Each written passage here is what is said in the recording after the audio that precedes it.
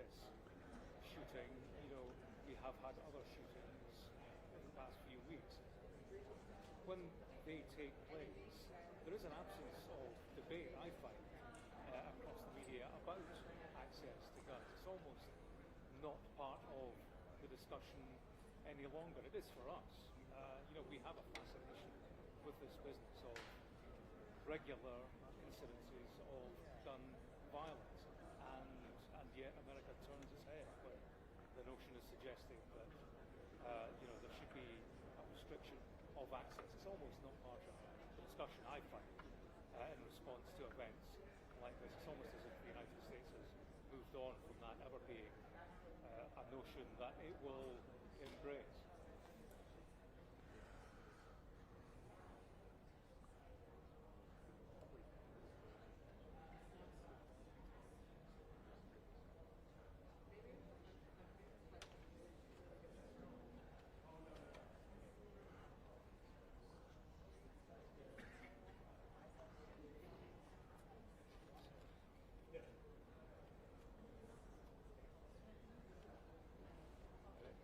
Hard fact would be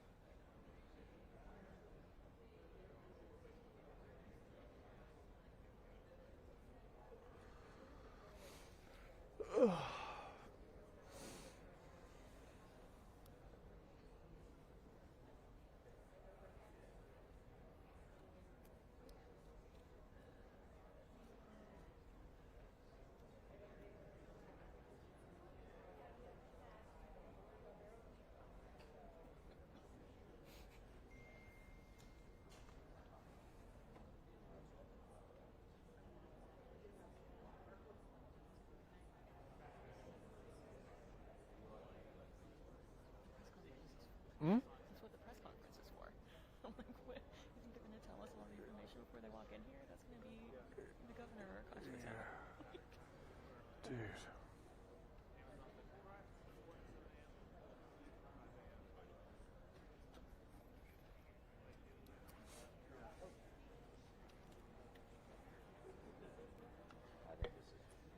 Hello, hello, testing, testing. Hi, everyone. We are 4 minutes out from starting the press conference. Thank you.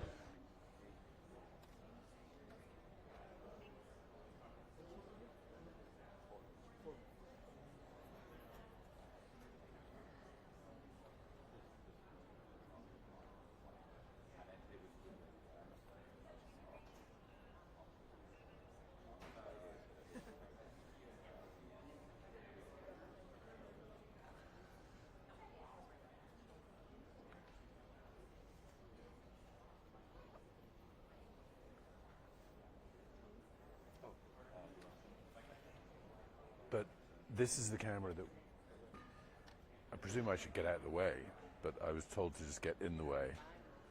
Hey, Eddie, are you planning on still taking Nick?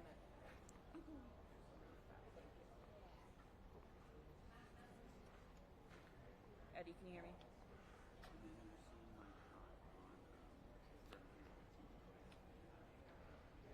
Hey, anybody in the control room?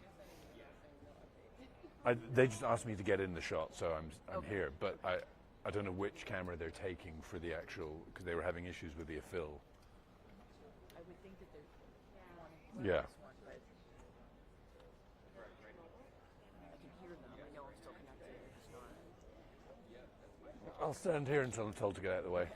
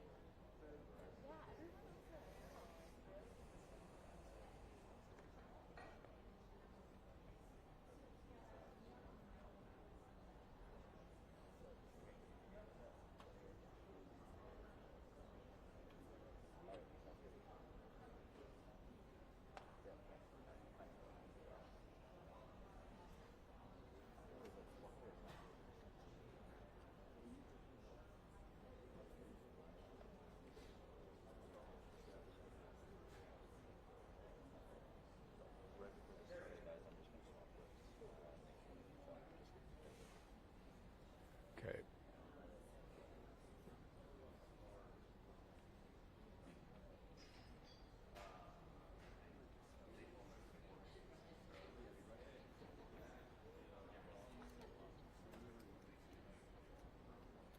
Yeah. Gotcha.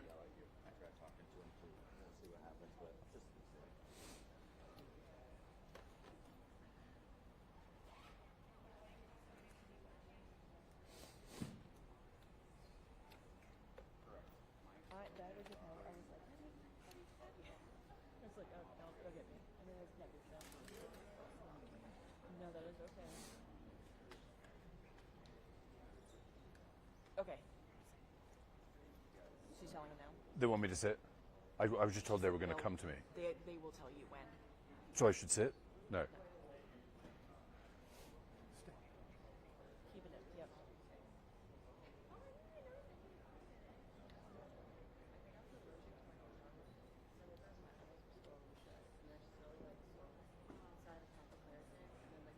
That's right, John. We were given a 4-minute warning 3 minutes ago, so we are expecting any second to see the officials coming in. We are told to expect a similar cast of characters that we saw last night. That would be the governor, that would be the Utah Public Safety Commissioner, that would be Kash Patel from the FBI, and the FBI's special agent in charge. John, any second we should be seeing them coming into this room for the press conference. That 4-minute warning has now expired, so any second now, John, we should be hearing more information in this case.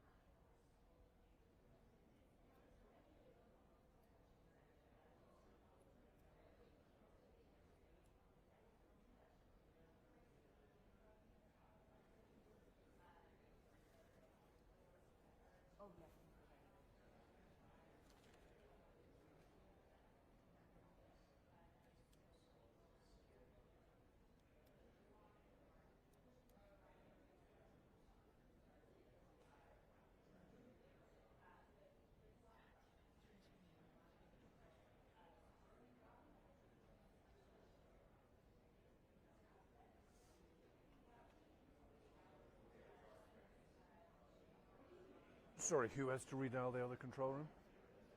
They were going to transfer me, but they transferred me to a non-working number. So, no me. Okay, but I'm just staying in the same IFB, right?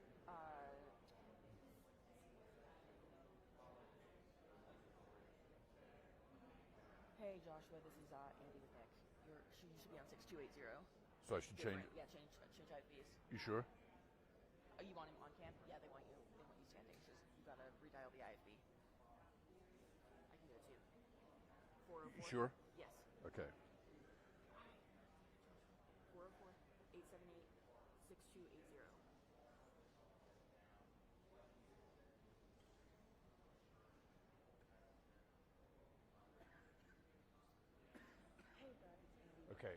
There's the press. PIO's coming in.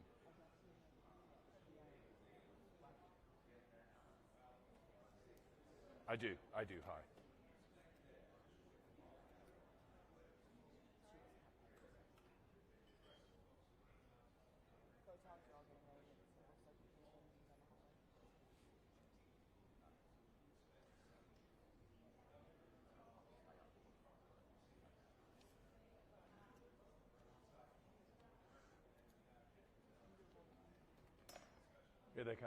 Here they come.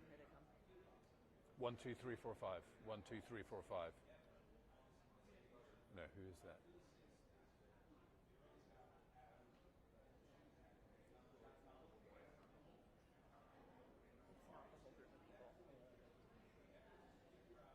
It's not the whole group that we're accepting.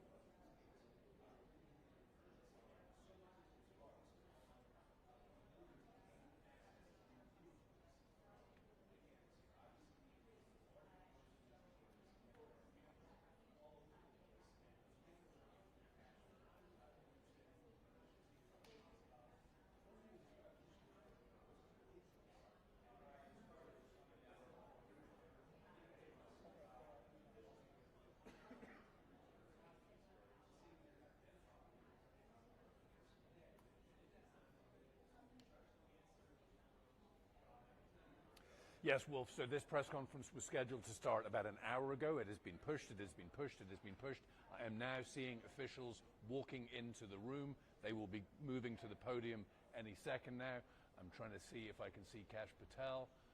I cannot so far. They are moving towards the podium, and we are going to get this information that now we have been waiting for about an hour for. So, officials moving towards the podium. There is Kash Patel, the director of the FBI. So I believe, Wolf, I should get out of the way, and we should see what these officials have to say. Good morning, ladies and gentlemen. At today's press conference, we will hear from Governor Cox, FBI Director Kash Patel, and Sheriff Mike Smith. We also have with us Utah DPS Commissioner Bo Mason, Lieutenant Governor Deidre Henderson, FBI Special Agent in Charge Robert Bowles, and local and federal law enforcement partners. Following the remarks today, Governor Cox, Director Patel, and Commissioner Mason will take questions. Thank you.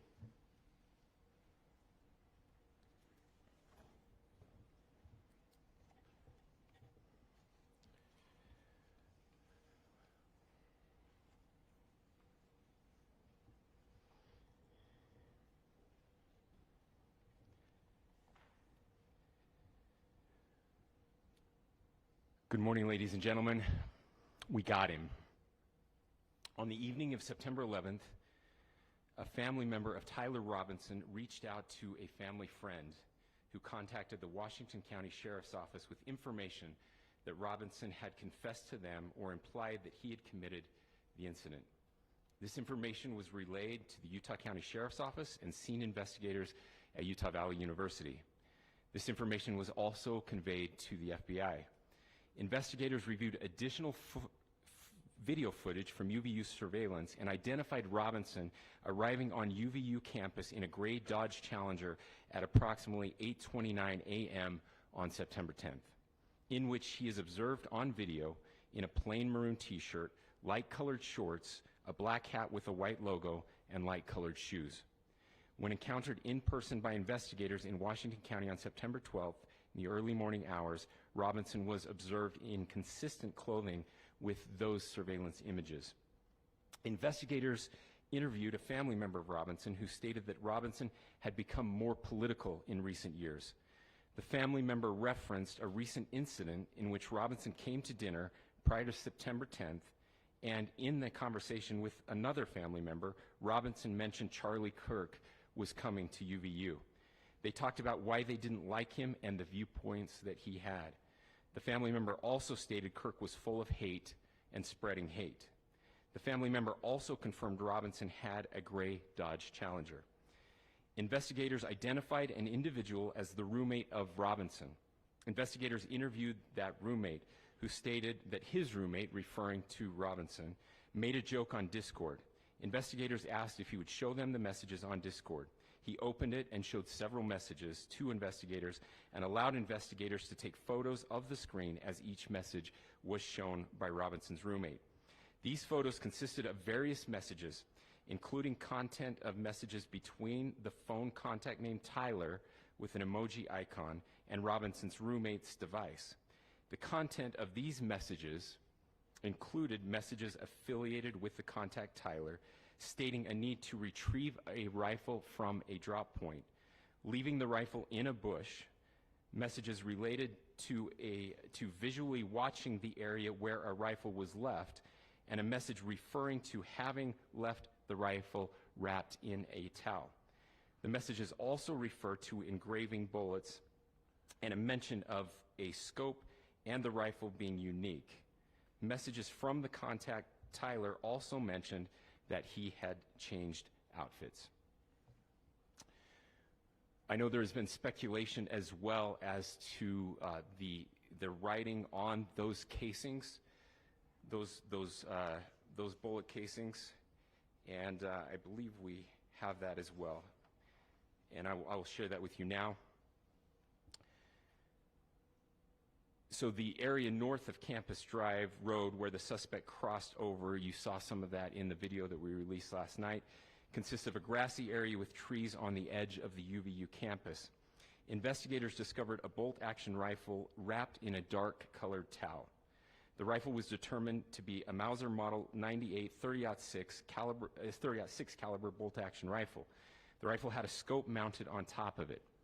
Investigators noted inscriptions that had been engraved on casings found with the rifle. Inscriptions on a fired casing read, "Notices, bulges, capital OWO, what's this, question mark." Inscriptions on the 3 unfired casings read, "Hey fascist, exclamation point, catch, exclamation point." Up arrow symbol, right arrow, and symbol, and 3 down arrow symbols. A second unfired casing read, "Oh Bella Chow, Bella Chow, Bella Chow, Chow Chow," and a third unfired casing read, "If you read this, you are gay, LMAO." We are indebted to law enforcement across the state who has worked seamlessly together, local law enforcement, state law enforcement, and our federal partners with the Federal Bureau of Investigation. We're grateful for everyone who worked together in such a short amount of time to find this person and to bring justice. I want to thank the public who has been so engaged, reviewing videos, helping us with sending in tips, and helping us get to this point. I want to thank the family members of Tyler Robinson who did the right thing in this case and were able to bring him into to law enforcement as well. I especially want to thank the family of Charlie Kirk, Erica, Charlie's parents, his children. I want us to be thinking of them as we bring justice in this case. They will be involved in that justice. We will be working very closely with them as we move through this process as well. This is a very sad day for our country, a terrible day for the state of Utah, but I'm grateful that at this moment we have an opportunity to bring closure to this very dark chapter in our nation's history. With that, I will now turn the microphone over to the Director of the FBI, Kash Patel. Thank you, Governor. This is what happens when you let good cops be cops. The FBI and our partners are proud to stand here today together to bring justice to the family of Charlie Kirk and honor his memory. I want to express my deep gratitude to President Trump, the Vice President, and the entire White House who have been so incredibly supportive with both resources and just personally to the FBI as a team. They had our backs the entire way, and I just want to express my gratitude for giving us the resources we need to operate in this space to bring this sort of justice at this sort of speed. In 33 hours, we have made historic progress for Charlie. Governor Cox, our partnership has been absolutely incredible these last few days. Our partnership will endure. Your state and local partners, your sheriffs, your DPS community has been unbelievably impressive in the hardest of times. And a case like this cannot be solved, cannot be brought without partnering with your state and local authorities. The FBI has a certain role to play, and we will play that role, and we will lead out for the federal government. But Governor Cox, we are so grateful for your state partnership that led out on this investigation. A little bit of the timeline. Charlie was shot at 12:23 p.m. on Wednesday. The first FBI agents arrived on scene in 16 minutes with chiefs of police at 12:39 and secured the scene. The FBI immediately launched fixed-wing assets. We utilized these assets to transport personnel, specialty technicians, hostage rescue teams. We also utilized these assets to go back and forth from the East Coast and here in Utah to transport forensic evidence and other evidence that will be analyzed and is being analyzed at our FBI laboratories in Quantico and other laboratories, including the ATF. At my direction, the FBI released the first set of FBI photos of the suspect at 10 a.m. local time on 9/11. Then, shortly thereafter, the FBI reward of $100,000 was released at 10:45 a.m. local. Myself and Deputy Director Bongino arrived on the scene at approximately 5:30 p.m. on 9/11. The governor led a press conference last night at approximately 8 p.m., where at my direction, the FBI released a never-before-seen video of the suspect. We also released new images to the public of the suspect. And just last night, the suspect was taken into custody at 10 p.m. local time. In less than 36 hours, 33 to be precise, thanks to the full weight of the federal government and leading out with the partners here in the state of Utah and Governor Cox, the suspect was apprehended in a historic time period. And I want to highlight what Governor Cox said. This would not have been possible without you, the media, and you, the public. That's why we went so public, so fast, and we're so transparent, and we're committed to that transparency. The crime scene, just a little bit there. It is a large crime scene. State and local authorities, along with federal authorities, processed that crime scene quickly. And I even had the ability to walk through that crime scene and walk through the steps the suspect took to learn more about what was needed and what resources we needed to bear to create a full picture for the FBI and leadership back in Washington. Furthermore, thankfully to state and local partners, forensic evidence has been seized and continues to be garnered. Forensic evidence has already been evaluated at FBI laboratories in Quantico and state and local authorities here. We will continue to process evidence as we see it, as we collect it, and we will continue to deliver to Governor Cox and his team. Last night, we had a total of approximately 7,000 leads. As of this morning, thanks to your great work, we have over 11,000 leads that were called in to the FBI. And we are running out every single lead that we can. Every one of those leads will be run out. The arrest is a testament to the dedication of good law enforcement being great and partnerships in law enforcement, which I've tried to highlight as my tenure as the director of the FBI. There is no better relationship for law enforcement than the FBI to partner with state and local authorities, and you've seen it here in these last few days. The FBI Salt Lake field office, along with our offices in LA, Phoenix, Denver, San Antonio, Las Vegas, Pittsburgh, Buffalo, our headquarters component in Quantico, all participate in the FBI. I want to express my deep gratitude to the employees of the FBI, the men and women, the evidence response team tacticians, the special operators, the agents, the support staff. You have done monumental work in historic time when the public, who had a right to demand such an expeditious solving of an investigation, the FBI answered that call diligently, critically important to our nation, and we delivered. And I'm proud to be their leader, and I'm proud to be the director of the FBI. This is a very much an ongoing investigation, as the governor said, and we will continue to work with state and local authorities to develop the investigation, to provide them the evidence they need for their ongoing prosecutions, and we will be here to answer every call they absolutely have, as long as it takes, for as long as we need to find and apprehend whatever suspects were involved in this crime. Lastly, to my friend Charlie Kirk, rest now, brother. We have the watch, and I'll see you in Valhalla.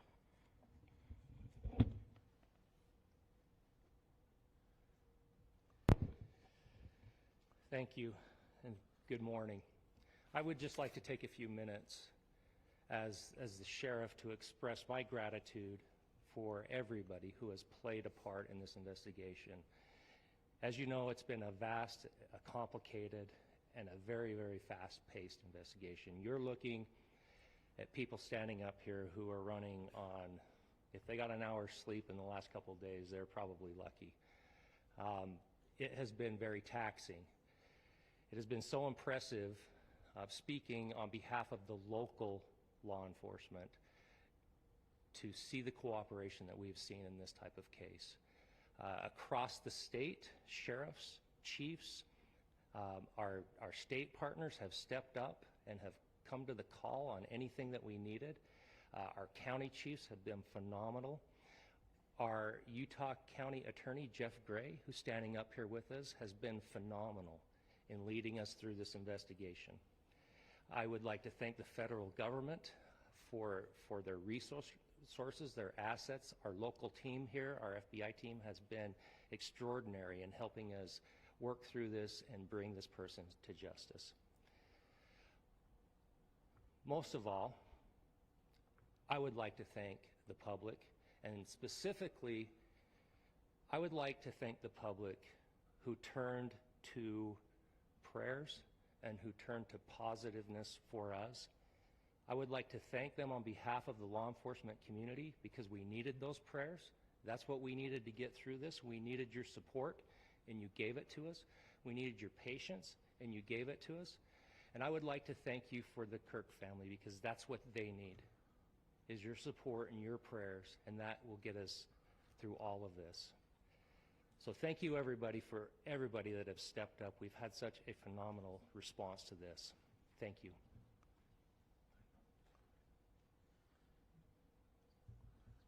I also want to give a special thanks to the Attorney General and the Department of Justice. Their unwavering support and their commitment to justice is shown true here. And without AG Bondi and Deputy Attorney General Todd Blanche and the resources they brought to bear, we would not have been able to complete our mission. And I just want to say special thanks. It's an honor to be a part of the Department of Justice. Thank you again to our incredible law enforcement team who has worked so hard. Sheriff, I got a solid 90 minutes last night, so I'm probably the most well-rested person up here. Ladies and gentlemen, I get the microphone, so I hope you'll permit me a moment just to share a few more thoughts about where we are and how we got here, and maybe a little bit of where we go from here. I don't want to get too preachy, but I think it's important that we, with eyes wide open, understand what's happening in our country today. I've heard people say, well, why are we so invested in this? There's violence happening all across our country, and violence is tragic everywhere, and every life taken is a child of God who deserves our love and respect and dignity. This is certainly about the tragic death, political assassination of Charlie Kirk. But it is also much bigger than an attack on an individual. It is an attack on all of us It is an attack on the American experiment. It is an attack on our ideals.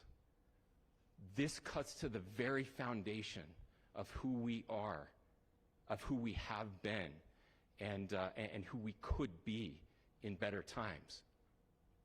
Political violence is different than any other type of violence for lots of different reasons. One, because in the very act that Charlie championed of expression, that freedom of expression that is enshrined in our founding documents, in having his life taken in that very act, makes it more difficult for people to feel like they can share their ideas, that they can speak freely.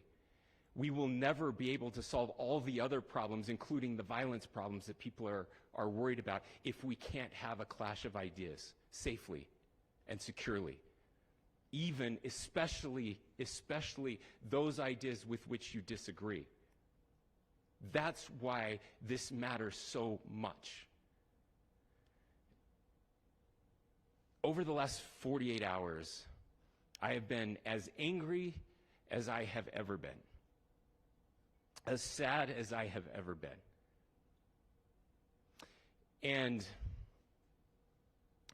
it was, as anger pushed me to the brink, it was actually Charlie's words that pulled me back.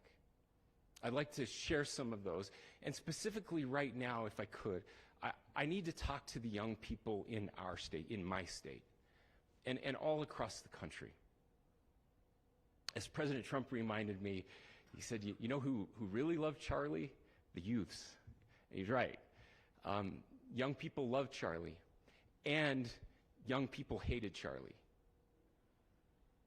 And Charlie went into those places anyway. And these are the words that have helped me. Charlie said, when people stop talking, that's when you get violence. He said, the weak can never forgive. Forgiveness is the attribute of the strong. The only way out of the labyrinth of suffering is to forgive. Welcome without judgment, love without condition, forgive without limit. He said, always forgive your enemies. Nothing annoys them so much. A few months ago, I referenced this last night, Charlie posted to social media, when things are moving very fast and people are losing their minds, it's important to stay grounded. Turn off your phone, read scripture, spend time with friends, and remember, internet fury is not real life. It's going to be okay. He again said, when you stop having a human connection with someone you disagree with, it becomes a lot easier to commit violence. He said, what we as a culture have to get back to is being able to have a reasonable agreement, where violence is not an option. Now, again, to my young friends out there, you are inheriting a country where politics feels like rage. It feels like rage is the only option. But through those words, we have a reminder that we can choose a different path. Your generation has an opportunity to build a culture that is very different than what we are suffering through right now. Not by pretending differences don't matter, but by embracing our differences and having those hard conversations. I think we need more moral clarity right now. I hear all the time that words are violence. Words are not violence. Violence is violence. And there is one person responsible for what happened here. And that person is now in custody and will be charged soon and will be held accountable. And yet, all of us have an opportunity right now to do something different. I want to thank my fellow Utahns. This bad stuff happens. And for 33 hours, I was praying that if this had to happen here, that it wouldn't be one of us. That somebody drove from another state, somebody came from another country. Sadly, that prayer was not answered the way I had hoped for, just because I thought it would make it easier on us if we could just say, hey, we don't do that here. And indeed, Utah is a special place. We lead the nation in charitable giving. We lead the nation in service every year. But it did happen here. And it was one of us. But I want you to look at how Utahns reacted the last 2 nights. There was no rioting. There was no looting. There were no cars set on fire. There was no violence. There were vigils and prayers and people coming together to share their humanity. And that, ladies and gentlemen, I believe is the answer to this. We can return violence with violence. We can return hate with hate. And that's the problem with political violence, is it metastasizes. Because we can always point the finger at the other side. And at some point, we have to find an off-ramp, or it's going to get much, much worse. But see, these are choices that we can make. History will dictate if this is a turning point for our country. But every single one of us gets to choose right now if this is a turning point for us. We get to make decisions. We have our agency. And I desperately call on every American, Republican, Democrat, liberal, progressive, conservative, MAGA, all of us to please, please, please follow what Charlie taught me. I'll just conclude with words I share often from a friend and author, Yuval Levin, who was asked if he was optimistic about our country. And he said, I'm not optimistic. He said, I hate optimism. God, that sounds bad. But he said, optimism is a vice. It's this idea that good things are just going to happen. And he said, in the history of the world, good things have never just happened. He says, I'm not optimistic, but I am hopeful. And hope is the virtue that sits between the vices of optimism and pessimism. Hope is the idea that good things are going to happen because we can make them so. I still believe in our country. And I know Charlie Kirk believed in our country. I still believe that there is more good among us than evil. And I still believe that we can change the course of history. I'm hopeful because Americans can make it so. Ladies and gentlemen, we're happy to answer any questions you might have. Governor, can you please speak to whether the suspect is speaking with authorities and his demeanor, Tyler Robinson, when he turned himself in? I cannot speak to that. Governor, how do you interpret the engravings on the case of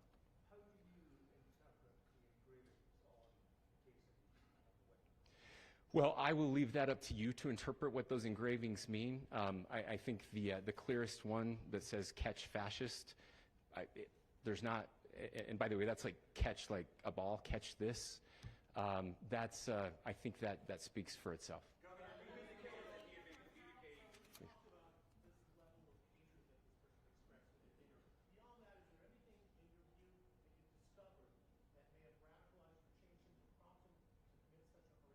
There's nothing more that we can share at this time. Governor, you indicated that you have been communicating with a friend on Discord about the gun. Do you anticipate any more arrests? We do not at this time have any information that would lead to any additional arrests. Do you believe you acted alone? Yes, but the investigation is ongoing.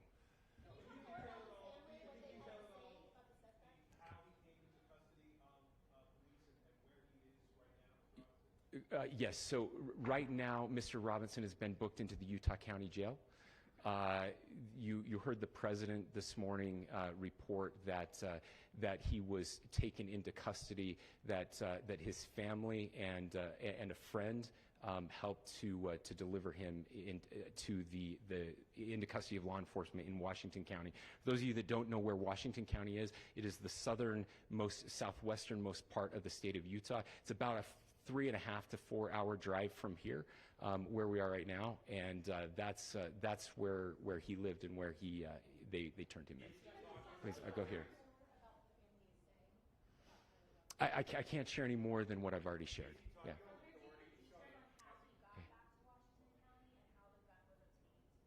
So how we obtained the gun? The gun was found here. So I don't have much more details on that. We do know that he drove. We had his car here on campus, and then we had his car going south back to the St. George. It's actually the city of Washington in Washington County. Is he talking with authorities? Did he discuss a motive? I'm sorry? Did the suspect plan to carry out any other attacks? We don't have any information that would lead us to believe that. Yes, in fact, it was just released. Yes. I can't answer that right now. Can you clarify? Over here.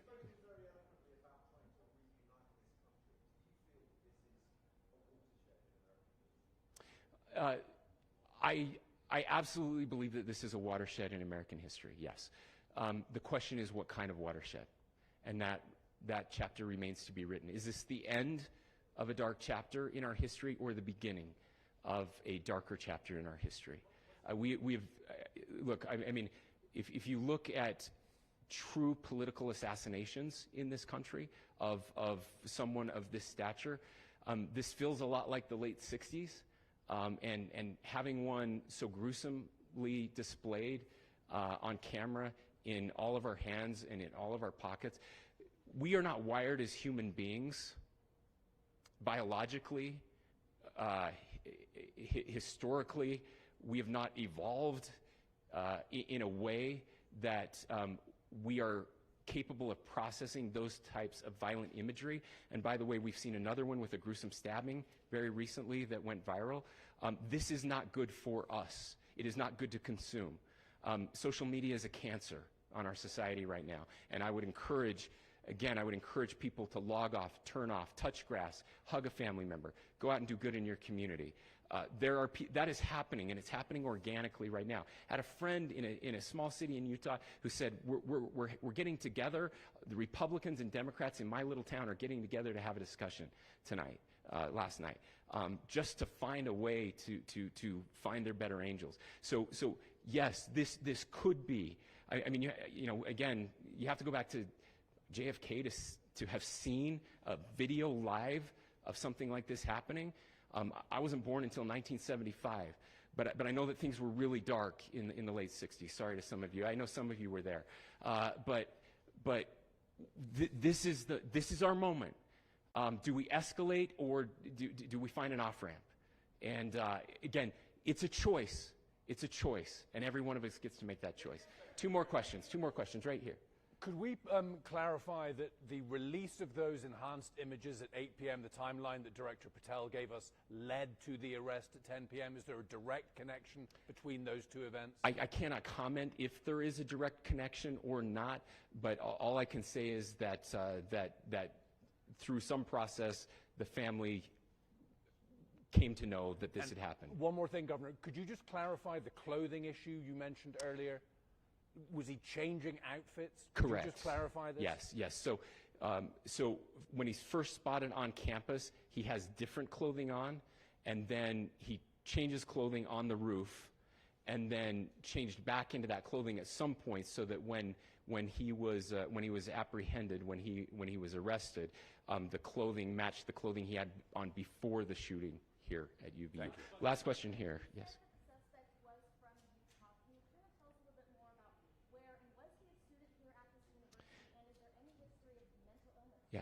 So I don't have any information on the mental illness part. He was not a student here at UVU.